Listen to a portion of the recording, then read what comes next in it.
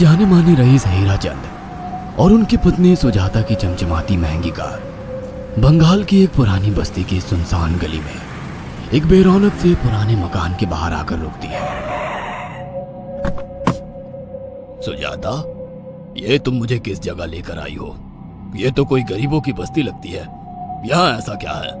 हीराचंद के कुछ भी समझ में नहीं आ रहा था कि सुजाता उसे ऐसी अजीब सी जगह क्यों लाई है, जिस मकान में दिन में भी अंधेरा दिख रहा था और धुआं उठ रहा था। आप मेरे साथ अंदर चलिए, सब समझ जाएंगे। यहाँ हमारी हर समस्या का समाधान मिलेगा।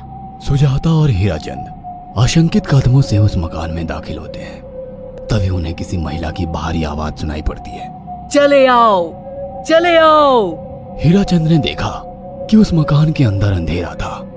अचानक हीराचंद की निगाह एक कमरे की ओर पड़ी, जिसके अंदर हल्की हल्की सी रोशनी आ रही थी और उस कमरे के अंदर से धुआं उठ रहा था। शायद उस कमरे के अंदर आग जल रही थी। है? ये किसकी आवाज है? यहाँ इतना अंधेरा क्यों है और ये धुआं कैसे उठ रहा है? मेरा तो यहाँ दम घुट रहा है। सुजाता और हीराचंद धीरे धीरे कदमों से उस कमरे के अंदर चले गए।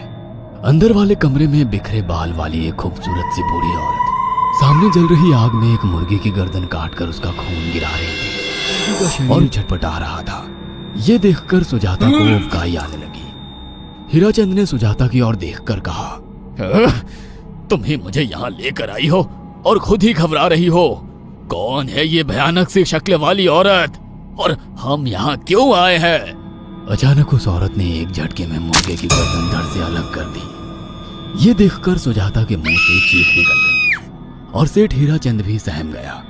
वो बहुत डरावना नजारा था। ये अघोरात आई हैं। ये हमें अपनी काली तंत्र विद्या से संतान सुख प्रदान कर सकती हैं। इसलिए मैं आपको यहाँ लेकर आई हूँ। कैसी बात करती हो? जहाँ बड़े से बड़े डॉक्टर सफल नहीं हुए, वहाँ ये मामूली औरत क्या कर लेगी? हीराचंद की बात सुनकर अघोरिताई ने गुस्से से हीराचंद की ओर देखकर कहा, नादान हीराचंद, काली विद्या में इतनी शक्ति है कि मरे को भी जिंदा कर दे। संतान पैदा कराना कौन सा मुश्किल है? तुम्हें मेरा नाम कैसे पता? क्या तुम सच में हमें संतान सुख दिला सकती हो? तुम जितनी दौलत मांगोगी मिल जाएगी, अगर ये संभव है तो। संतान का नाम सुनते ही हीराचंद की आंखों में चमक आ गई। वह संतान के लिए कुछ भी कर सकता था। तुम लोगों को मुझे एक नवजात शिशु लाकर देना होगा। मैं उस शिशु की बलि चढ़ा दूंगी और फिर वही शिशु तुम्हारे घर में फिर से जन्म लेगा।